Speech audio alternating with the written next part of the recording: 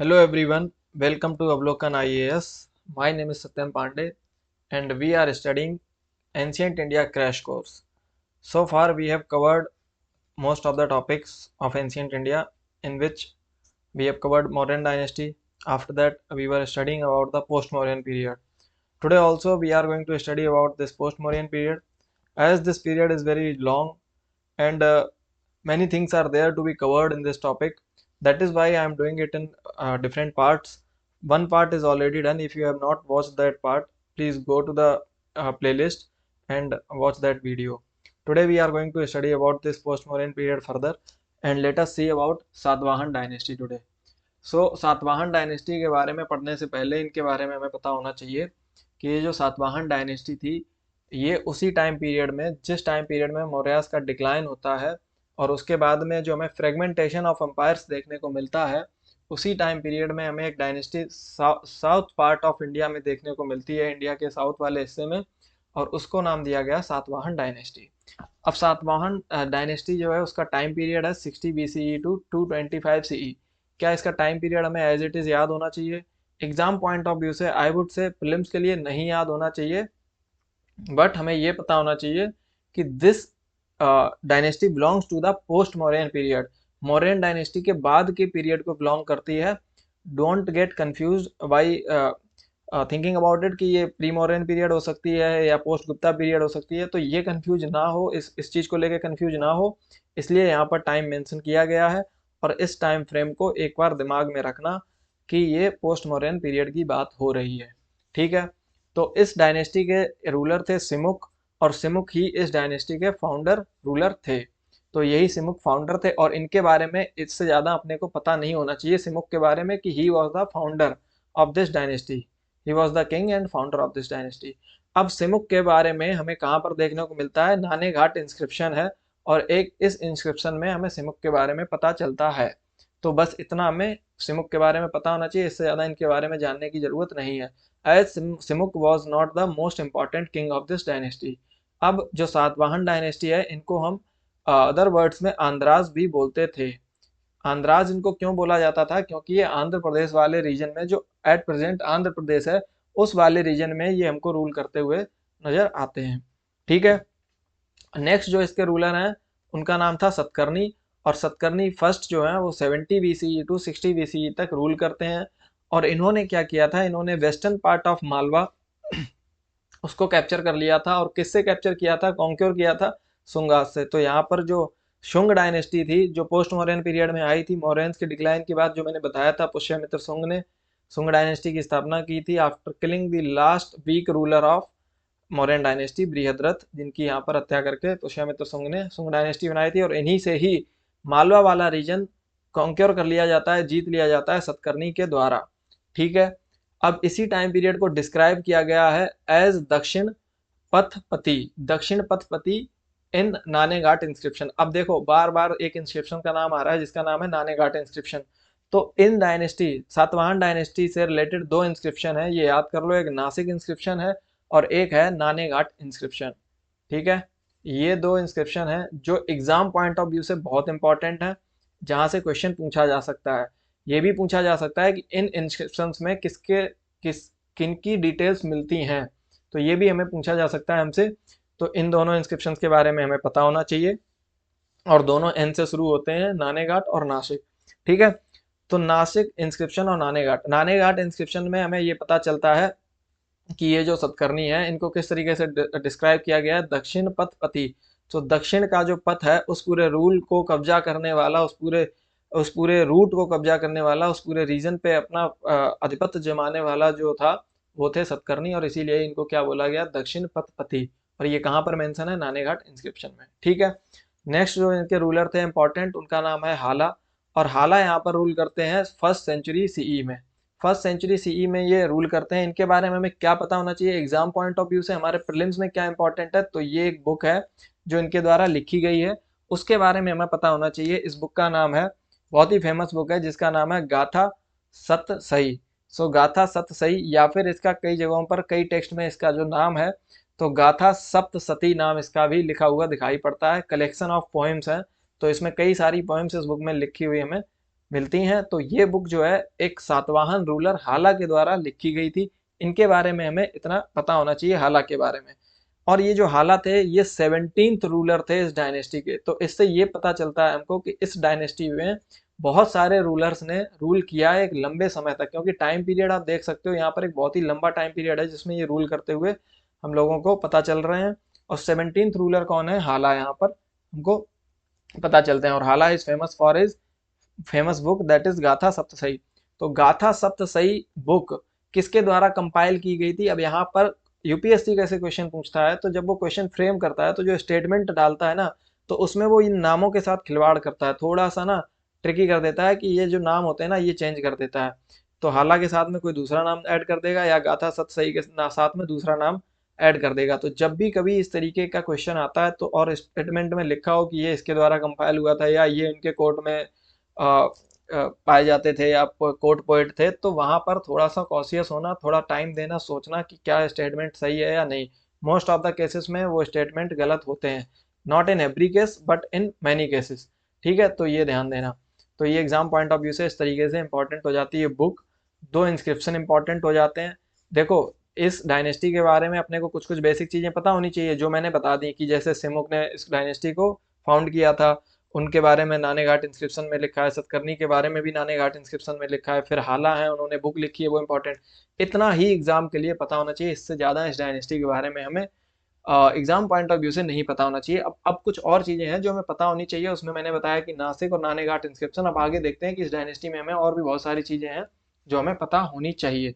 अब देखो, इस डायनेस्टी के बारे में हमें जो सबसे ज़्यादा जानकारी मिलती है, मोस्ट इंपॉर्टेंट जो सोर्सेज हैं for the history of Satavahana dynasty, तो हमें कहाँ से पता चलती है, तो पुराणों में इनका जिक्र होता है बहुत ज़्यादा। Puranas and inscriptions. तो पुराणों में और इंस्क्रिप्शंस में हमें सातवाहन के बारे में काफ़ी ज़्यादा पता चलता है। अब मैंने बोला कि पुराण और इंस्क्रिप्शंस, तो इंस्क्रिप्शंस की जब बात होती है तो दो इंस्क्रिप्शन जिनका रोल आ जाता है वो कौन से हैं, एक तो नासिक और एक नानेघाट। ठीक है, ये दो इंस्क्रिप्शन इंपॉर्टेंट है हमारे लिए। और यही ज़्यादातर हमें इन्हीं दो इंस्क्रिप्शन से हमें पता चलता है इस डायनेस्टी के मोस्ट फेमस रूलर के बारे में, जिनका नाम था गौतमीपुत्र सतकर्णी। तो गौतमीपुत्र सतकर्णी के बारे में हमें इन दोनों इंस्क्रिप्शन से पता चलता है। इसके अलावा कॉइन्स भी हैं जिनसे हमें पता चलता है सातवाहन्स के बारे में। और कॉइन्स जो हैं हमारे लिए हेल्पफुल हैं ये जानने में कि how was the economic condition of that period. तो इकोनॉमिक कंडीशन के बारे में जानने के लिए कॉइन्स भी इस टाइम पीरियड के हमारी हेल्प करते हैं। सो मैंने बताया यहाँ पर कि सातवाहन्स के बारे में जानने के लिए हमारे पास तीन सोर्स हैं, एक तो पुराण है, दूसरा इंस्क्रिप्शन है और तीसरे कॉइन्स हैं। तो इंस्क्रिप्शन में ये दो इंस्क्रिप्शन याद रखने, पुराणों में किसी का नाम याद नहीं रखना है कि कौन से पुराण में। मोस्टली कई सारे पुराण होते हैं जिसमें उस टाइम पीरियड के किंग्स के बारे में मेंशन होता है, तो हमें ऐसे सच कोई पर्टिकुलर पुराण का नाम यहाँ पर याद नहीं रखना है। और हमें ये पता होना चाहिए कि कॉइन्स भी हमें इस टाइम पीरियड के मिलते हैं जिससे हमें इकोनॉमिक कंडीशन के बारे में पता चलता है। ठीक है, तो अब आगे देखते हैं, इस डायनेस्टी का मैप देखते हैं एक बार। सो देखो, यहाँ पर जो वेस्टर्न मालवा वाला रीजन है वो यहाँ पर कैप्चर किया गया सातवाहन्स के द्वारा। और ये जो सांची वाला रीजन है, उज्जैन वाला रीजन है, गिरिनगर वाला रीजन है, इसके अलावा नीचे बनावसी, अमरावती और प्रतिष्ठान, ये सारा रीजन सातवाहन्स के द्वारा यहाँ पर कब्जा किया गया। अब आप देख सकते हो कि सातवाहन डायनेस्टी भी एक बहुत ही एक्सटेंसिव और एक बड़ी एम्पायर थी, कोई छोटी एम्पायर नहीं है। इतने बड़े रीजन पर भी रूल करना बहुत बड़ी बात थी उस समय के हिसाब से। तो हमें पोस्ट मॉडर्न पीरियड में एक बड़ी और स्टेब्लिश्ड यहाँ पर और एक लंबे समय तक रूल करने वाली डायनेस्टी देखने को मिलती है जिसका नाम है सातवाहन डायनेस्टी। उसके अलावा यहाँ मगध वाले रीजन में आपको पता है कि टसल चल रहा था कंटिन्यूसली, एक के बाद एक डायनेस्टीज चेंज हो रही थी। और इधर नॉर्थ वेस्ट वाले रीजन में इन्वेजन्स होते हैं और यहाँ पर कुछ डायनेस्टीज यहाँ पर यहाँ तक आ जाती हैं कब्जा करती हुई। सो उनके बारे में हम फर्दर अभी पढ़ेंगे आगे। तो अभी जो हम देख रहे हैं उसमें हम सिर्फ सातवाहन को देख रहे हैं, और सातवाहन में हमने आपको मैप दिखाया, इंस्क्रिप्शन के बारे में बताया, सोर्सेस के बारे में बताया और कुछ रूलर्स के बारे में बताया। ठीक है, सो अब देखते हैं इनके जो मोस्ट इंपॉर्टेंट रूलर थे जिनका नाम था गौतमीपुत्र सतकर्णी। गौतमीपुत्र सतकर्णी रूल करते हैं 106 सीई टू 130 सीई। तो ये 106 सीई मतलब ये कॉमन एरा में है, ये बीसी वाले पीरियड में नहीं है, ये अब एडी वाले पीरियड में आ चुके हैं। तो गौतमीपुत्र सतकर्णी एडी वाले पीरियड में रूल कर रहे हैं और इनको बोला जाता था destroyer of Sakas, Pahlavas and Yavanas. तो इंडो ग्रीक्स को इन्होंने हराया था। ठीक है, इसके अलावा इन्होंने जो हमारे पहलवाज थे और शाकाज थे इन सबको इन्होंने हराया था, इसलिए इनको बोला जाता था destroyer of Sakas, Pahlavas and Yavanas. तो इन नामों से इनको जाना जाता था। He expanded the empire to Malwa region, Saurashtra region and south of Krishna river. So ये जो एक्सटेंसिव मैप देख रहे हैं हम, इसमें कह सकते हैं कि गौतमीपुत्र सतकर्णी का इस एक्सपेंशन में बहुत बड़ा रोल था। तो यहाँ पर साउथ ऑफ कृष्णा रिवर, ठीक है, या फिर आप मालवा रीजन, या फिर सौराष्ट्र वाला ये वाला रीजन, तो इस वाले रीजन तक एक्सपेंशन करने में गौतमीपुत्र सतकर्णी का काफी बड़ा योगदान हमें देखने को मिलता है। ठीक है, अब जो गौतमीपुत्र सतकर्णी थे, he patronised both Brahmanism and Buddhism and granted lands to monks. तो ये जो मॉन्क्स होते थे उनको ये क्या करते थे, जमीनें दान देते थे। ठीक है, जमीनें क्यों दान दी जाती थी, चैत्यास बनाने के लिए, विहार बनाने के लिए, और जो हमारे स्तूपास हैं वो बनाने के लिए, या फिर टेम्पल्स बनाने के लिए, और ब्राह्मण्स के द्वारा यहाँ पर उनके जो धर्म स्थान है वो सब बनाने के लिए जमीनों का यूज किया जाता था, या फिर for the residence of Brahmins. इसलिए इन जमीनों का दान यहाँ पर किंग्स के द्वारा किया जाता था। ठीक है, तो यहाँ पर जो गौतमीपुत्र सतकर्णी है वो यहाँ पर बुद्धिस्ट को भी यहाँ पर डोनेशंस देते हुए नजर आ रहे हैं। He also patronised Brahmins as well. अब जूनागढ़ इंस्क्रिप्शन है, उसमें मेंशन होता है कि अ defeat by Rudra Daman one. तो जूनागढ़ इंस्क्रिप्शन से हमें पता चलता है एक डिफीट के बारे में, रुद्र दमन वन के द्वारा इनको डिफीट मिली थी गौतमीपुत्र सतकर्णी को। ठीक है, तो ये हमें कहाँ से पता चल रहा है, जूनागढ़ इंस्क्रिप्शन से। तो ये 3 इंस्क्रिप्शन हमारे लिए इंपॉर्टेंट हो जाते हैं, तो इनके बारे में हमें ये सारी चीज़ें पता होनी चाहिए। और ये जो गौतमीपुत्र सतकर्णी थे, सबसे इम्पोर्टेंट रूलर थे, और इन्होंने जो डेक्कन वाला रीजन था उस पूरे रीजन को कब्जा कर लिया था और अपनी एम्पायर को एक्सपेंड कर लिया था। ठीक है, और इनको बोला जाता है restorer of the glory of Satavahana. इन्होंने जो सातवाहन की ग्लोरी थी उसको रीस्टोर किया था। इससे पहले के रूलर्स के टाइम में जो भी इन्होंने एरियाज को लूज किया, या उनकी जो ग्लोरी है उसमें जो भी नुकसान हुआ था, उसको इन्होंने रीस्टोर करने का काम किया। इसलिए गौतमीपुत्र सतकर्णी का नाम यहाँ पर बहुत ही अदब से सातवाहन डायनेस्टी में लिया जाता है। ठीक है, ये हमें पता होना चाहिए। और इनका जो नाम है उसका हमें पता चलता है कि इनके जो अचीवमेंट्स हैं वो हमें कहाँ से पता चलते हैं, नासिक इंस्क्रिप्शन से।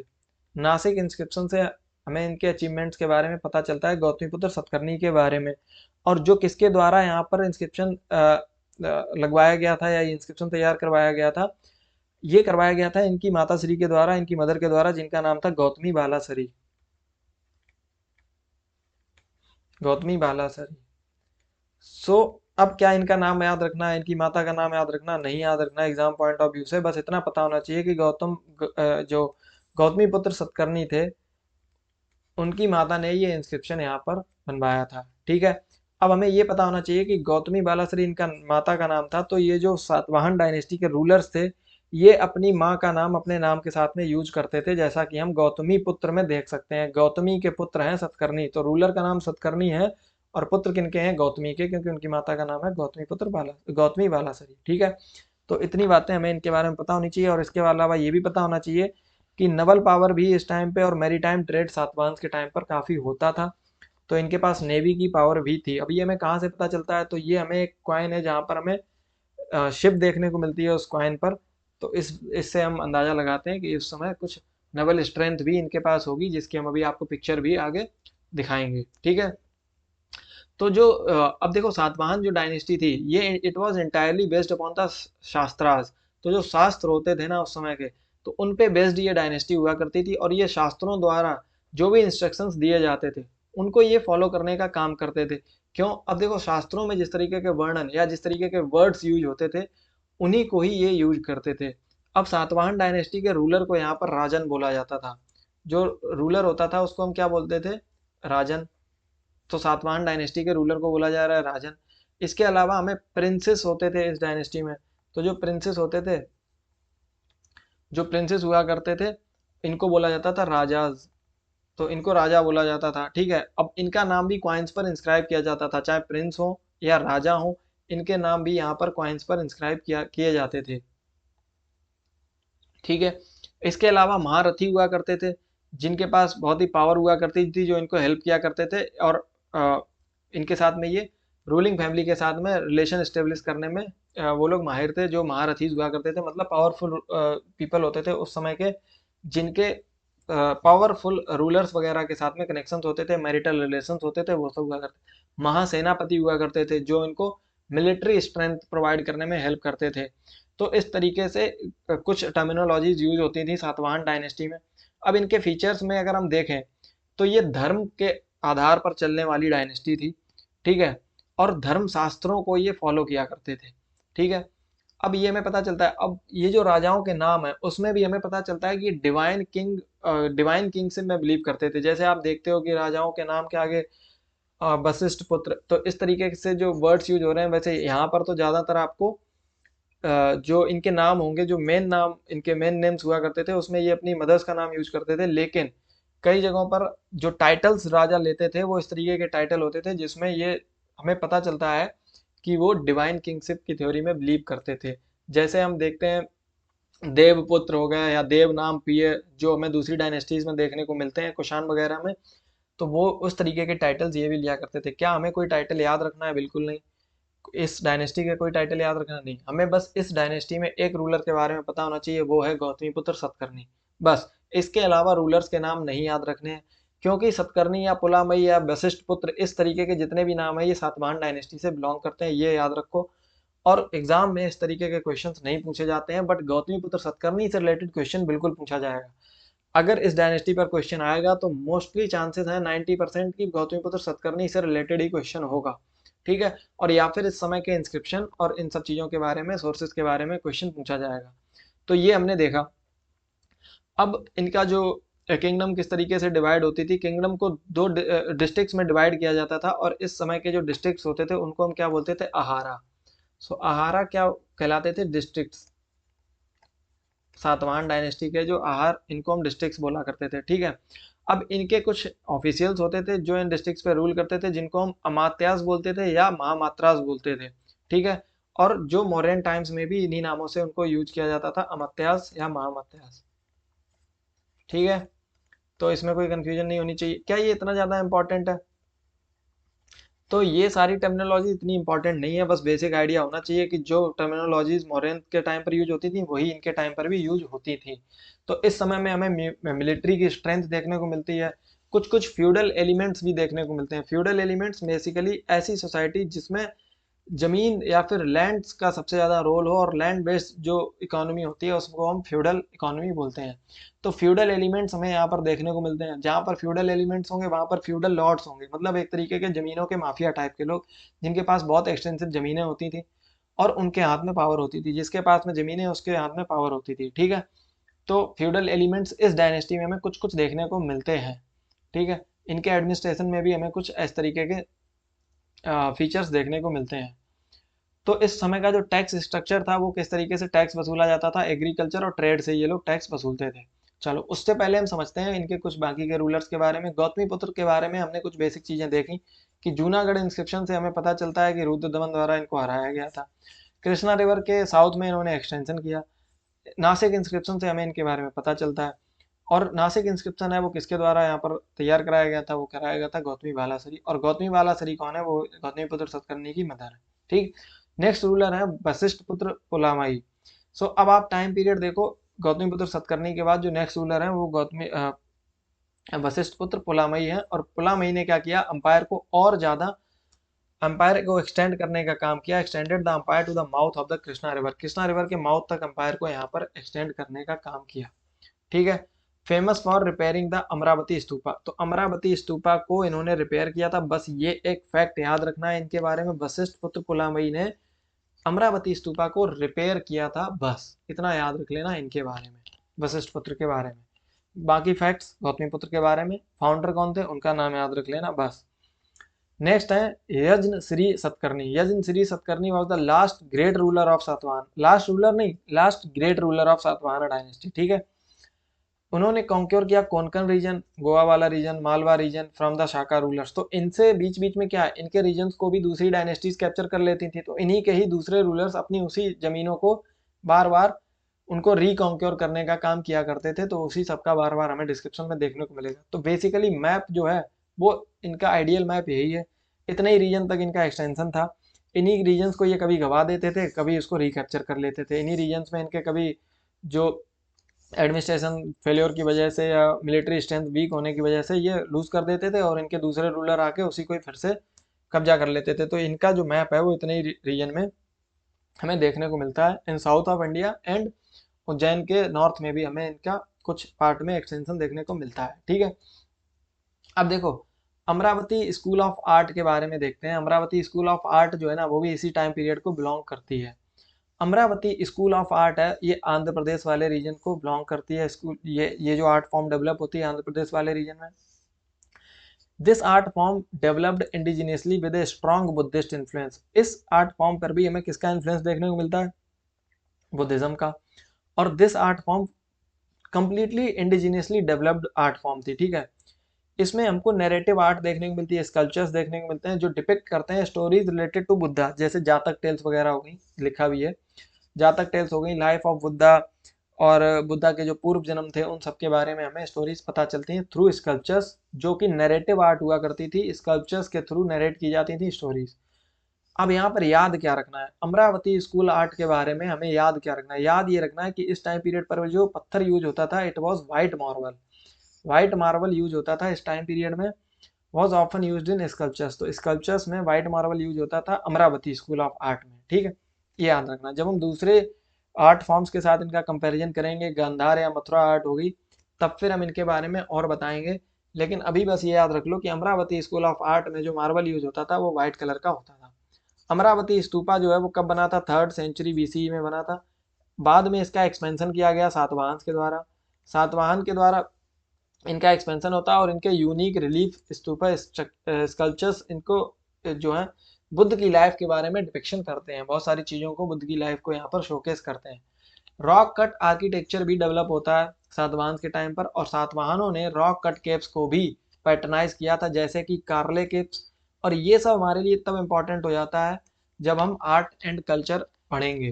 ठीक है, आर्ट हो गया, आर्किटेक्चर हो गया, और जब हम इंडियन कल्चर को पढ़ रहे होंगे तब हम इन सब के बारे में भी डिटेल में दोबारा से पढ़ेंगे। सो इसलिए अभी बस ये समझ लो कि Amaravati school of art also belong to this Satavahana period, और इन्होंने कुछ केव्स को भी पैटर्नाइज किया था, जैसे कार्ले केव्स, चैत्याज और बिहार को। Karle chaityas served as worship spaces and monasteries. तो यहाँ पर पूजा के स्थान थे, मोनेस्ट्रीज वगैरह हुआ करती थी। तो उस तरीके से इन केव्स को यूज किया जाता था, रॉक्स को काट करके यहाँ पर केव्स बनाई जाती थी। ठीक है, अगला इनका देखते हैं पॉलिटी और इनके एडमिनिस्ट्रेशन को, कि किस तरीके से इनकी पॉलिटिक्स वर्क करती थी, कैसे एडमिनिस्ट्रेशन हुआ करता था। एडमिनिस्ट्रेशन सिस्टम में देखें तो ज़्यादातर जो फीचर्स थे retained some modern administrative practices, जो मॉडर्न प्रैक्टिसेस थी उन्हीं को ही इन्होंने कंटिन्यू किया। और दो विद डिसेंट्रलाइजेशन, हमने जब मौर्यन डायनेस्टी पढ़ी थी तो हमने देखा था कि Mauryan empire was highly centralised dynasty, highly centralised empire थी। अशोक के टाइम तक आते आते उनका जो सेंट्रलाइजेशन था वो बहुत ज़्यादा बढ़ जाता है। बट यहाँ पर हम देख रहे हैं कि ये डायनेस्टी थोड़ा सा डिसेंट्रलाइज्ड मैनर में काम कर रही है, और इसीलिए हमने बोला कि इस डायनेस्टी में हमें कुछ फ्यूडल कैरेक्टरिस्टिक्स या फ्यूडल एलिमेंट्स भी देखने को मिलते हैं। अभी मैंने बताया था कि आहारास क्या होते थे? सब डिवीजन ऑफ किंगडम, जिनको हम अमात्यास के द्वारा एडमिनिस्टर कराते थे। आहारास वर्दा बेसिकली डिस्ट्रिक्ट्स या फिर प्रोविंसेस कह सकते हो। इसके अलावा राष्ट्र हुआ करते थे, जो एडमिनिस्ट्रेटिव डिवीजन ही था, जिनको हम महाराष्ट्रिकास के द्वारा यहाँ पर इसको एडमिनिस्टर कराने का काम करते थे राष्ट्र का। इसके अलावा होते थे ग्राम, और जो ग्राम होती थी वही लोएस्ट यूनिट होती थी, बेसिकली विलेज होते थे, और ये ग्रामिका या फिर गोलमिका के द्वारा इनको एडमिनिस्टर करने का काम किया जाता था। मिलिट्री स्ट्रेंथ में देखें तो इनके पास 1 लाख इन्फेंट्री थी, 2000 की कैवलरी थी, और 1000 हाथियों की इनके पास पावर थी। ठीक है, और इनके पास katakas and skandhavaras were special military camps, तो इनके पास कुछ स्पेशल मिलिट्री कैंप्स भी थे जिनको कथकाज एंड स्कंदवराज बोलते थे। ठीक है, तो बस थोड़ा ये देख लेना कि मिलिट्री स्ट्रेंथ अच्छी खासी थी इनके पास। कुछ भी फिगर्स याद रखने की जरूरत नहीं है, कोई ये सब नाम याद रखने की जरूरत नहीं है। याद क्या रखनी है? ये यूनिट्स, आहाराज, राष्ट्राज, ग्रामाज, और ये ग्रामिका, गौलमिका, ये थोड़े से अमात्याज, ये थोड़ा सा देख लेना कि कौन किसको एडमिनिस्टर कर रहा है, बस इससे ज़्यादा नहीं। और गौतमीपुत्र सतकर्णी के बारे में। ठीक है, और किसी ने अगर कोई जैसे अमरावती स्तूपा किसी ने रिपेयर कराया, एक्सपेंड कराया, तो ये सब याद रख लेना। इकोनॉमी और ट्रेड की बात करें तो ट्रेड जो इस टाइम पीरियड में होता था, Satavahana period this period saw robust trade with Romans. तो इस टाइम पीरियड में बहुत ही एक्सटेंसिव ट्रेड हमें रोमन्स के साथ में देखने को मिलता है, जो कि होता था कल्याणी, गंडक सेला और गंजम पोर्ट से। ये एंशियंट पोर्ट हैं। इस तरीके का क्वेश्चन यूपीएससी ऑफन आस्क्स, पूछता रहता है यूपीएससी की, ये 3-4 नाम लिख देगा और पूछेगा कि ये नाम जो है वो किससे रिलेटेड है, क्या है ये। तो एंशियंट पोर्ट हैं, या किसी बुक के नाम है, या किसी रूलर्स के नाम है, या ये किसके नाम है, किसी जगह के नाम है। तो इस तरीके से इन नामों को यूपीएससी पूछता है, ऐसे ही नाम दे देता है। तो ये जो कल्याणी, गंडक सेला और गंजम है, these are the ancient ports which were used during Satavahana dynasty. ठीक है, और रोमन्स के साथ ट्रेड होता था इन वाले पोर्ट से। बस इससे ज़्यादा इन पोर्ट्स के बारे में नहीं याद रखना है, बस इनका नाम, और ये बिलोंग करते थे सातवाहन डायनेस्टी को। ठीक है, इसके अलावा प्रतिष्ठान और तगारा वर इंपॉर्टेंट ट्रेड सेंटर्स। तो दो ट्रेड सेंटर्स थे इंपॉर्टेंट, प्रतिष्ठान और तगारा।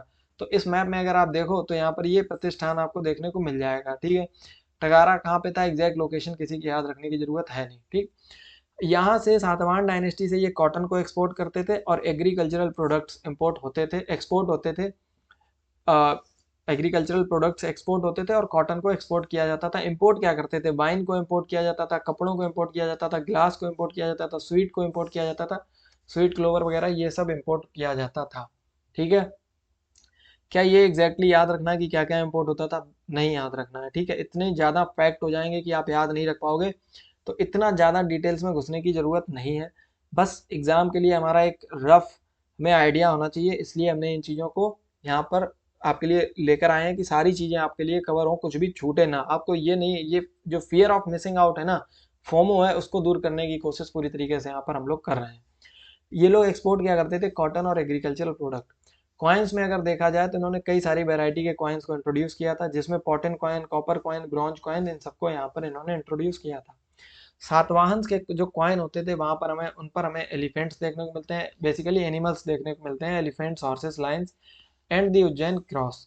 तो ये सारी चीज़ें हमें कॉइन्स पर देखने को मिलती थी। तो एनिमल्स के यहाँ पर पिक्चर्स यहाँ पर हमें सातवाहन के कॉइन्स पर देखने को मिलती हैं। एग्रीकल्चर की क्या स्थिति थी, extensive cultivation with paddy transplantation.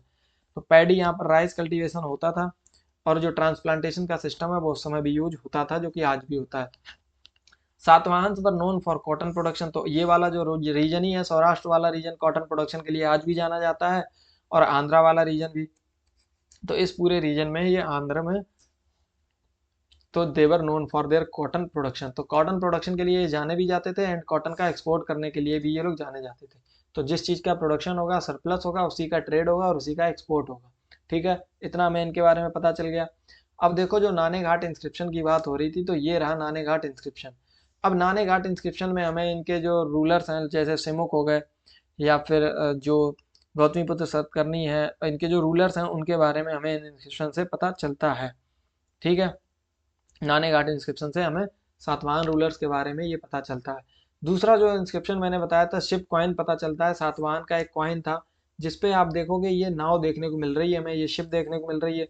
तो यही जो शिप है, इससे हमें पता चलता है कि उनके पास नेवी की स्ट्रेंथ थी, यहाँ पर ट्रेड होता था, और बोट्स का यूज यहाँ पर अच्छे खासे स्केल पर शिप्स का यूज होता था इस टाइम पीरियड में। सो इससे हमें उस समय की नेवल स्ट्रेंथ के बारे में पता चलता है। सो क्योंकि नेवी एक इम्पॉर्टेंट फीचर रहा होगा, या बोट्स जो है इंपॉर्टेंट फीचर नहीं होंगी, इसलिए इनको क्वाइंस पर स्पेस मिला है। ठीक है, तो ये हमें यहाँ पर, मैंने आपको इंस्क्रिप्शंस भी दिखा दिए, तो आपको पता चल गया कि किस तरीके के इंस्क्रिप्शंस होते थे। बहुत ही अच्छी पिक्चर है, आप समझ लो इसको। ठीक, अब इनके रिलीजन और सोसाइटी को देखते हैं। इस समय की रिलीजियस पैटर्नेज को अगर हम देखें, तो सातवाहन जो खुद में देवर बेसिकली ब्राह्मणिकल रिलीजन में बिलीव करते थे, but they were at the same time supporting Buddhism as well. They were patronizing Buddhism as well, but they themselves were practicing Brahminical traditions. They patronized Vedic sacrifices. तो Vedic sacrifices को ये practice करते थे, patronise करते थे, और अश्वमेध और वाजपेय जैसे यज्ञ ये लोग भी करवाते थे। इन्होंने एक large number of Vaishnava deities को इन्होंने प्रमोट किया। कृष्ण और वासुदेव, जैसे कि इन्होंने, ऑल्दो आज की डेट में वासुदेव कृष्ण हम लोग बोलते हैं, तो कृष्ण और वासुदेव जैसी डीटीज को इन्होंने प्रमोट करने का काम किया। सोशल स्ट्रक्चर में अगर हम देखें, तो इनकी सोसाइटी में वर्ण सिस्टम फॉलो होता था, आश्रम सिस्टम फॉलो करते हैं। जैसे हम 4 आश्रम, वर्ण आश्रम होते हैं, जिसमें हम देखते हैं हमारा गृहस्थ हो गया, संन्यास हो गया, वानप्रस्थ हो गया। ठीक है, तो इस तरीके से हो जाता है, ब्रह्मचर्य हो गया।